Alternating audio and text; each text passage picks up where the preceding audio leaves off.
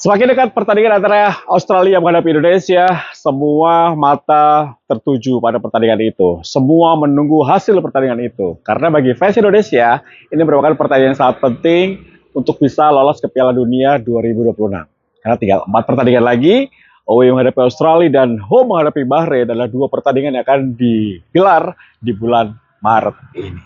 Lantas, bagaimana berita terbaru? Bagaimana peluang Indonesia? Apa yang terjadi di Sydney? Nah, gua akan berhubungan langsung dengan my brother, Bung Harpa yang sudah ada di sana sejak tanggal 13 Maret. Nah, kita akan langsung berbincang-bincang dengan Bung Harpa melalui telepon. Oke, kita akan tahu apa yang terjadi di Sydney saat ini. Ya, dalam pertandingan penting antara Indonesia menghadapi Australia dan juga Bahrain dalam kualifikasi Piala Dunia Zona Asia, tentunya semua mata saat ini tertuju pada tim nasional Garuda di bawah Patrick Kluivert. Nah, kali ini gue akan berbincang-bincang dengan teman gue yang sukanya away aja, mainnya away, sukanya away, gak bohong dia. Bung Harpa, Bung Harpa, apa kabar Bung Harpa? Halo, baik-baik. Salam dari Sydney, Australia Oh buat iya, pecinta dan juga penonton T10 TV, bener ya? betul. Ini kalau kalau gue nggak salah, pemain aja datang tanggal 16. Bung Harpa Hmm. tanggal 13 sudah di Sydney. Ya, gimana ya? Kita kan harus menyambut mereka.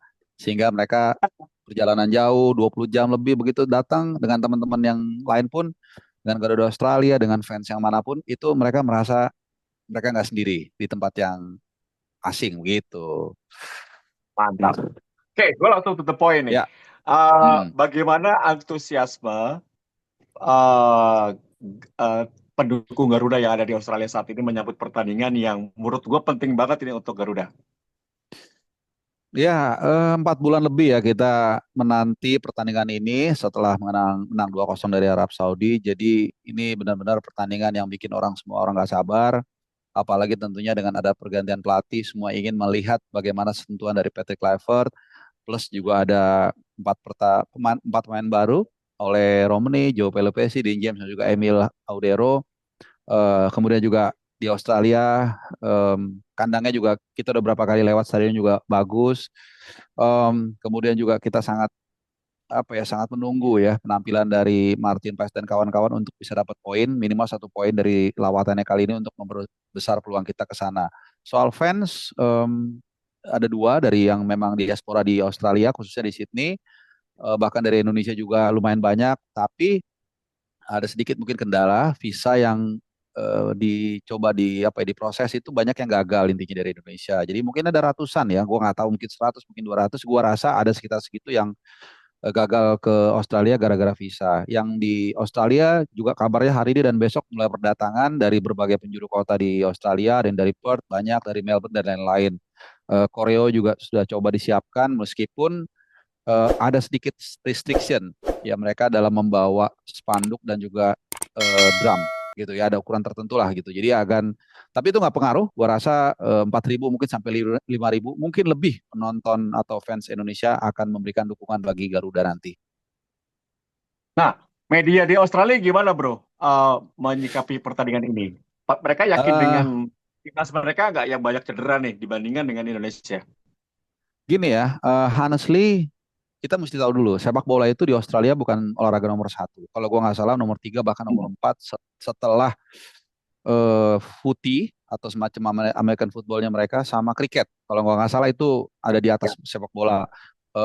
Bahkan 2 hari lalu atau 3 hari lalu ya, waktu kita nunggu di Kingsport Smith Airport, itu Irfan Jackson, mungkin kalau di kita dibaratkan mungkin seperti Tom Hai atau Jay Itzes ya, itu nggak ada yang nyambut sama sekali pendukung Australia, sama sekali. Bahkan justru dari teman-teman dari sini, dari Garuda Australia yang minta foto sama mereka dan sebagainya. Jadi segitu jomblangnya memang animo dari sepak bola di Australia dibandingkan kita gitu. Jadi ya mereka nggak terlalu gembar-gembor. Yang pasti satu yang perlu gua sampaikan juga ke teman-teman, ke penonton T10 TV, kita mungkin melihat dari sisi kita, wow, dengan segala persiapannya dengan pemain. Tapi jangan lupa mereka pun juga mempersiapkan diri dengan luar biasa. Gue lihat juga cuplikannya mereka latihan, nge-gym dan lain-lain. Walaupun mereka memang kehilangan sejumlah pemain, tapi Australia tetap Australia. Mereka adalah langganan Piala Dunia, mereka tim keempat terkuat di Asia dan bahkan juga mereka bertindak sebagai tuan rumah dan masih memerlukan poin gitu. Jadi kita harus hati-hati juga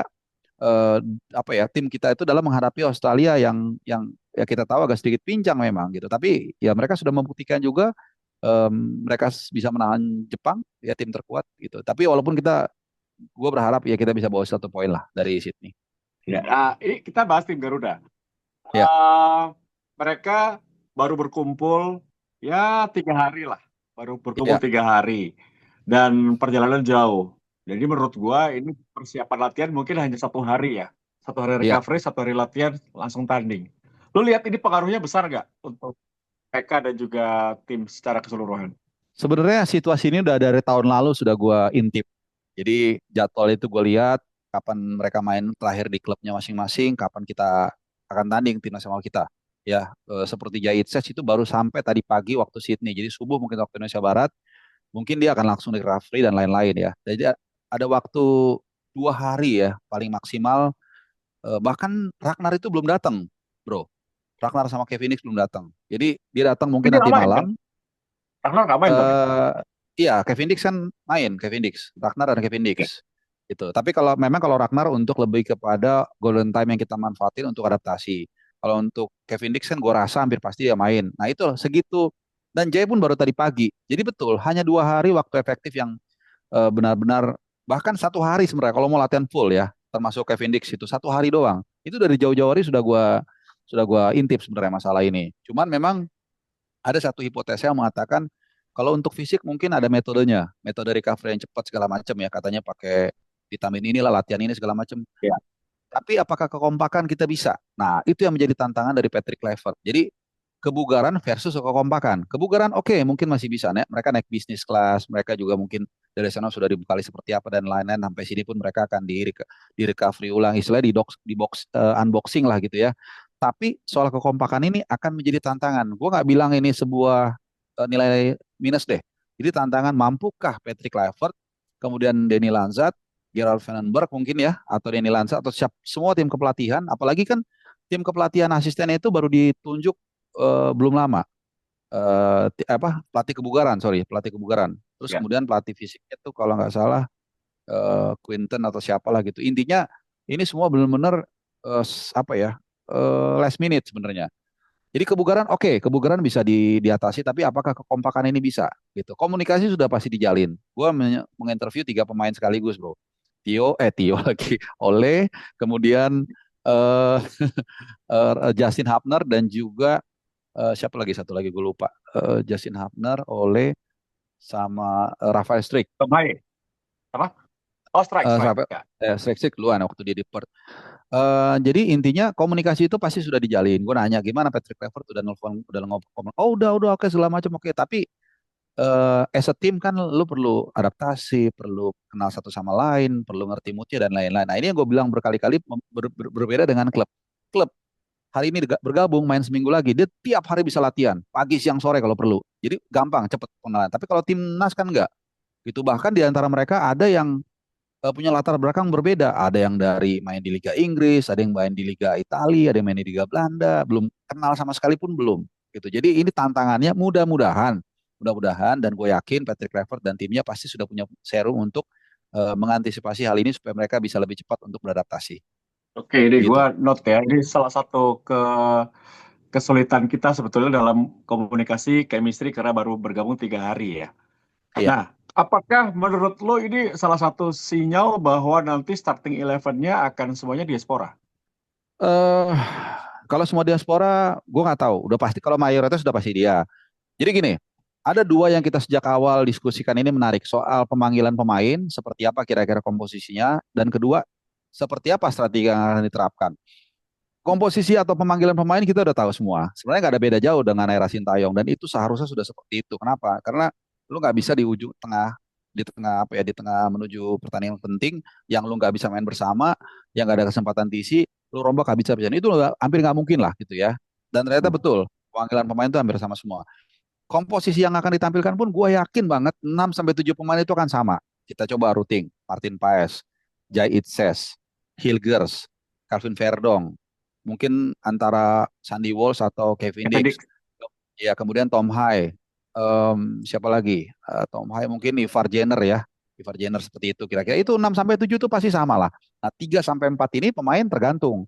Tergantung kayak kemarin kan kita belum ada naturalisasi itu belum kelar. Nah, sekarang kan udah. Nah, itu mungkin Joao Pelupesi mungkin bisa main atau Dean James atau mungkin tergantung fitnesses gitu loh. Kayak kemarin kan misalnya Egy dicoret. Ya kita nggak tahu kan 2 hari ini mudah-mudahan sih enggak kalau ada pemain yang cedera atau masalah psikis ya. Ya kita kan nggak ngerti nih pemain misalnya ada masalah pribadi atau segala macam gitu pelatih yang tahu dan mungkin aja mereka akan dicoret gitu. Jadi kalau soal apakah semua diaspora atau enggak, gue nggak tahu. Feeling gue sih ada lah antara Rido sama Marcelino, tapi gue yakin nggak akan berbeda jauh dengan dibandingkan line up terakhir ketika kita menghadapi Arab Saudi.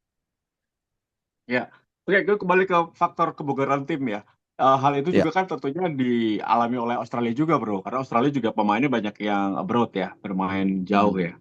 Nah, ya. sejauh mana lo lihat ini juga mempengaruhi bagi Australia, termasuk setahu gue ada 3 atau 4 pemain inti yang juga nggak tampil besok.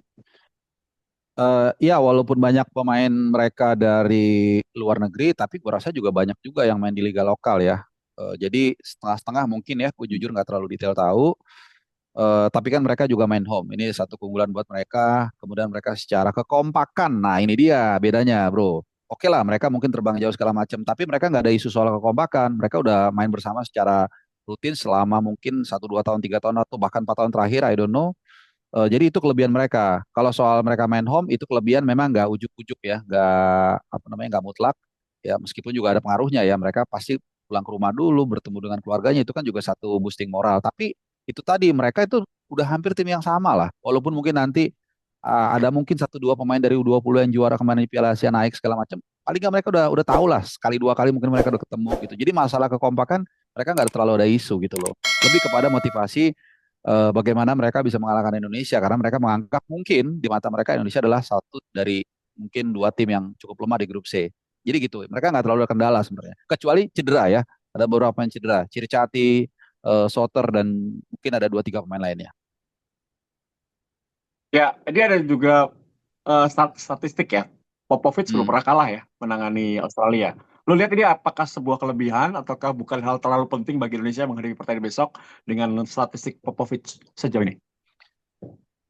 Popovic, setahu gue dia ada sebelumnya melatih kelas usia juga ya atau asisten kalau nggak salah ya koreksi kalau gue Oh, salah. Nah ya. itu juga sama pergantian pelatih antara kita dan Australia itu beda. Kalau ini kan benar-benar out of the blue atau baru sama sekali buat Patrick Kluivert. Bahkan Patrick Kluivert tuh setahu gue nggak pernah melatih tim di Asia kecuali Australia.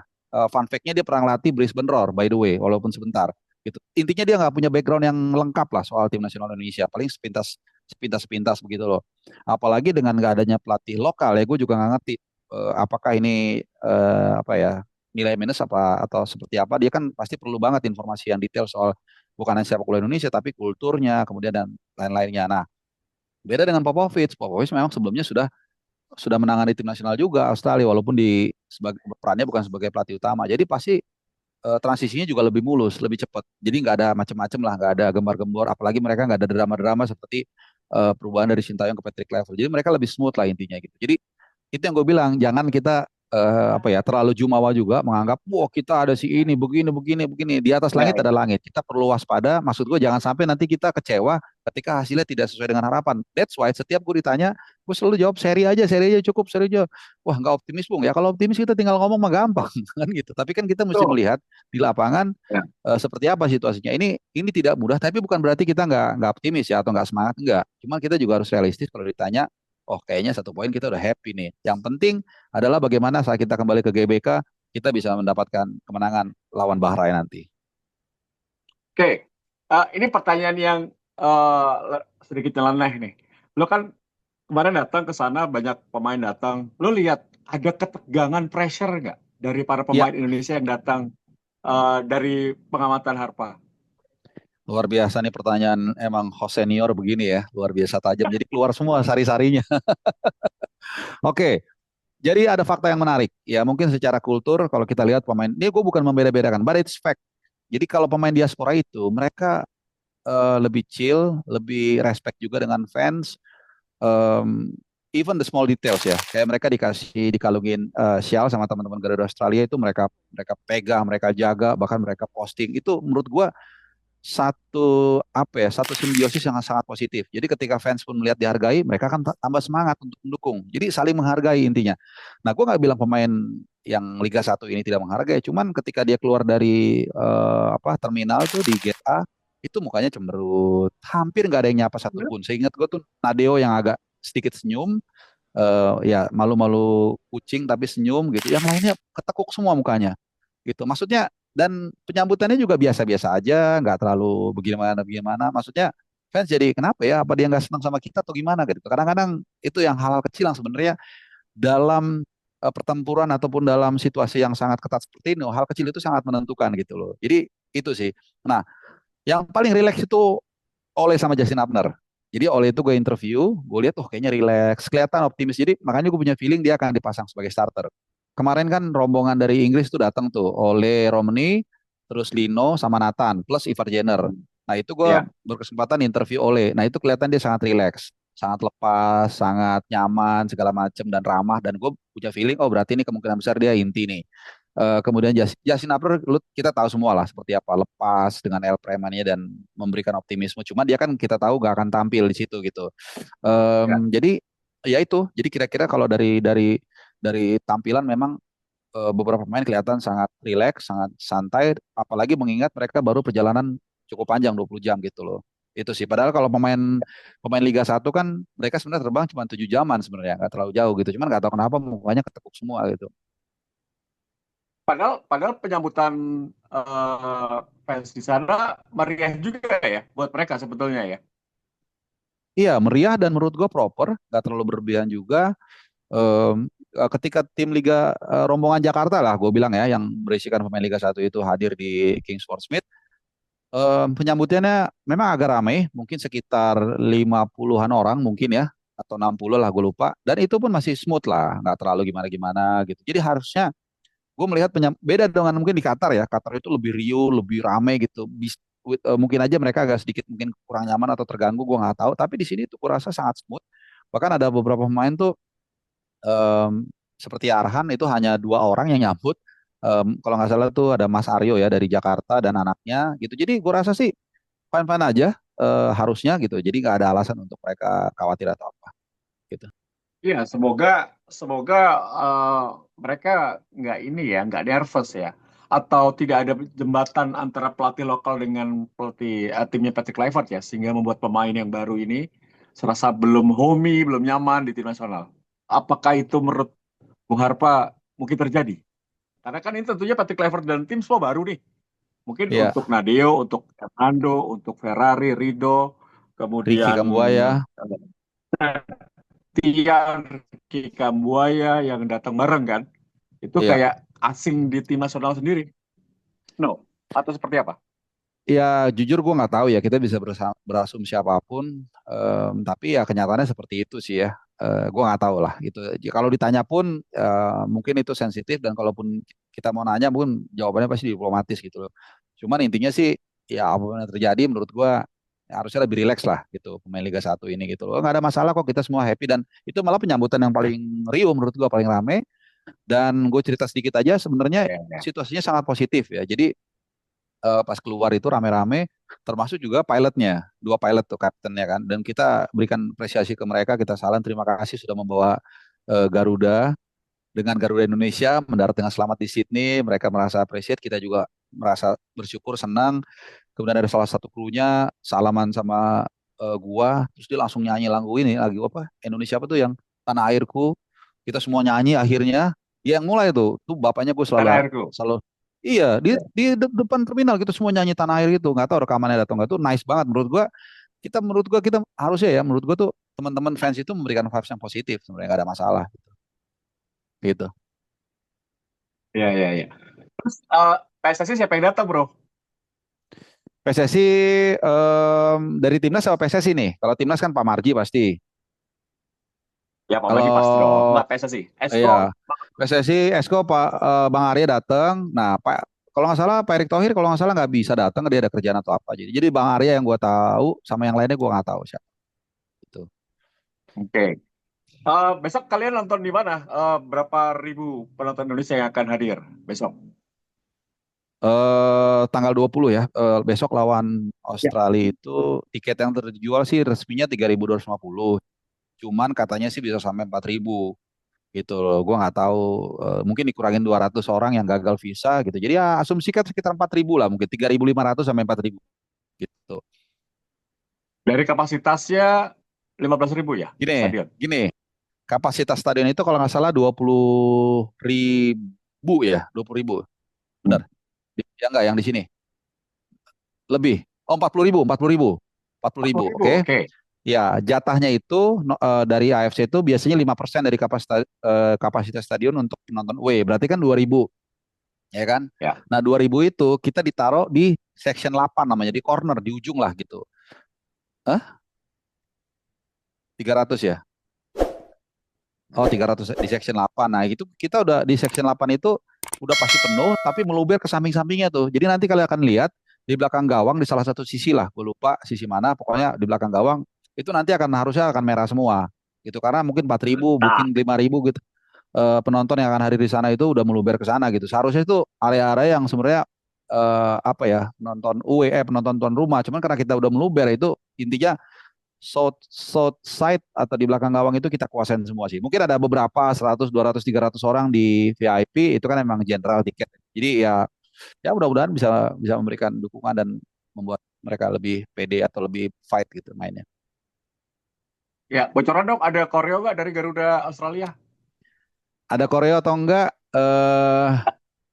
Kayaknya agak susah ya karena gini, apa sih, Federasi Sepak Bola Australia itu agak strict gitu. Gak tahu kenapa, itu juga Aku, sempat aku. kaku, mungkin nggak tahu ya kaku atau enggak. Jadi waktu Saudi ke sini katanya lebih rileks ya, lebih rileks, lebih ada drumnya segala macam. Apalagi mereka suka bawa bawa apa tuh lagu-lagu Timur Tengah begitu sama drum segala macam Ya, itu ya, ya. dibolehkan. Iya, tapi ketika kita, kalau menurut teman-teman dari Garuda Australia mereka agak ketat ya. Jadi ketatnya beda gitu loh. Ketat sama kita tapi sama yang lain, terutama ke Saudi yang kita tahu itu nggak terlalu. Ya nggak tahu ya, asumsi kita pasti oh takut nih, kita Takut. bisa. Ya mungkin kita nggak tahu ya, itu asumsi kita bisa aja bisa. Tapi aneh gitu loh karena bendera pun sangat kecil yang boleh dibawa ke dalam segala macam gitu. Emang bendera buat apa sih gitu kan? Emang buat buat buat ngurungin apa? Buat ngurung orang apa enggak kan ya? Tapi gini, walaupun dengan segala keterbatasan, tapi kita nggak pernah berhenti untuk Garuda itu udah pasti gitu. Ya. Ada info nggak? Jadi buat teman-teman Indonesia yang mau hadir, yang mau gabung dengan Garuda Australia, ketemunya di mana nih? Ada titik kumpul nggak? Buat tanggal dua Nah, puluh, bro. untuk fans yang mau datang nanti tanggal 19/1/20 kita ada long march ya. Long march dari cek aja di Instagramnya Garuda Australia katanya. Gue nggak ngerti lah. Nanti mungkin ada taman atau apa di situ. Nanti kita long march. Ya cek aja di ini ya, di Garuda Australia, di Garuda Australia di situ ada dikasih tahu kita long march dari mana ke mana, jam berapa segala macam gitu supaya nggak salah juga karena kadang-kadang di lapangan kita nggak tahu nih kalau kumpulnya salah nanti, kalian di mana nanti ada ditutup lah segala macam gitu. Paling itu sih. Tapi pasti ada long march. Hari apa? Hamin satu apa hari H? Hari H, ada long march itu dari gate satu. Oke, pertanyaan gue berikutnya adalah, lo melihat seperti apa komunikasi dari Patrick Kluivert dan tim Hmm, kepelatihan untuk para ya, pemain Indonesia? Apakah sudah berjalan dengan bagus? Karena ini komunikasi ini menjadi satu isu yang waktu iya, itu Sintayong akhirnya harus dipecat kan? iya, iya. Kalau komunikasi dengan pemain diaspora sudah pasti positif dan itu udah gue tanyakan juga dari mereka. Mereka selalu mengatakan, which is gue asumsikan juga pasti bahwa mereka sudah menjalin komunikasi, bla bla bla, apalagi bahasa Belanda segala macam itu udah pasti aman lah gitu. Nah untuk dengan pemain lokal, pertama kan kendalanya tidak ada pelatih lokal, asistennya Hmm. hanya ada kalau nggak salah asisten pelatih fisik kalau gue nggak salah ya gitu. Jadi Ya, nggak ada Mas yang punya Sofi, Mas Sofi. nggak ada yang nggak ada yang punya prerogatif untuk ya katakanlah speak up segala macam. Masalahnya pemain lokal pun, ketika kita nunggu di gate itu nggak ada yang mau ngomong satupun. Itu yang gue bilang makanya ketekuk gitu. Jadi kita kan nggak bisa apa ya nggak bisa melihat atau menilai dengan sebagaimana mestinya gitu. Tapi ya itu hak mereka nggak bisa berbicara. Jadi kita juga nggak tahu seperti apa komunikasinya gitu, dengan pemain lokal. Oke, semoga aja nggak ada isu komunikasi ya. Kita harapkan semua bersatu karena Iya, to be honest ini pertandingan paling penting sih. Kalau Australia bisa dapat poin, akan lebih mudah ke belakangnya.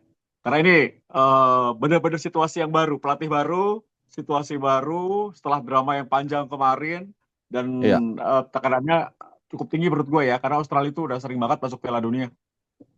betul, betul, betul. Benar-benar. Ini situasinya nggak gampang sebenarnya. Jadi sebenarnya yang Bro Tio bilang tadi, emang tantangannya sangat besar. Betul. 1 poin tuh menurut gue tuh sudah sangat bagus. Not only 1 point secara numerik, tapi juga untuk membuat kita pede ketika menghadapi Bahrain. Oke, bro, terakhir bagaimana lo Hmm. lihat apakah Indonesia nanti akan pakai 3 pemain di belakang ataukah dengan formasi 4 pemain belakang seperti Ya, yang biasa dilakukan oleh Patrick Kluivert di tim-tim sebelumnya? ini pertanyaan yang menjadi apa ya tema diskusi, tema debat selama 2 bulan terakhir mungkin sejak Patrick Kluivert ditunjuk.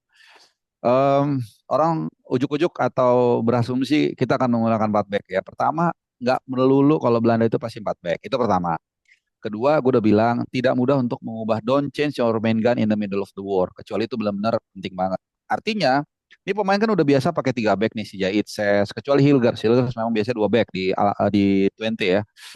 Rido juga pakai 3 back. Dan yang paling menjadi clue adalah Patrick Kluivert itu memanggil 6 CB kalau gue nggak salah. 6 center back. Ya kita urutin nih. Jait Ses, terus Nah, Mes Hilgers, Rizky Rido, Justin Abner walaupun dia nggak main. Kemudian Muhammad Ferrari. Sama ada satu lagi gue lupa. Pokoknya ada 5 sampai 6 lah. Back tengah. Bahkan Sandy Walsh pun terakhir-terakhir di Yokohama tuh banyak Jordi bermain Amat, sebagai CB. Jordi Amat, nah itu gue lupa baru. Jadi ada Jordi 5. Amat, atau lagi Nah kalau Jordi Amat. betul, kalau dia main 4 back, artinya kan CB-nya 2. Ngapain dia bawa 6 CB? 5 atau 6 CB gitu. Logika gua ya gitu. Berarti dia main pakai 3 CB gitu. But I might be wrong, tapi itu menurut pengamatan gua ya kira-kira dia akan pakai 3 back gitu loh. Gitu. Oke, oke, oke. Jadi terakhir prediksi dari Bung Harpa seperti apa pertandingan nanti? Oke. Karena semuanya menunggu ya. Semua mata menunggu tanggal 20 Maret Indonesia menghadapi Australia, seperti apa peluang Indonesia untuk bisa meraih poin. Ya gue harus konsisten. Kalau bikin tesis tuh berarti harus konsisten dari awal penjelasannya apa, terus jawabannya apa harus konsisten. Jadi rasa seri 0-0 atau 2 sama.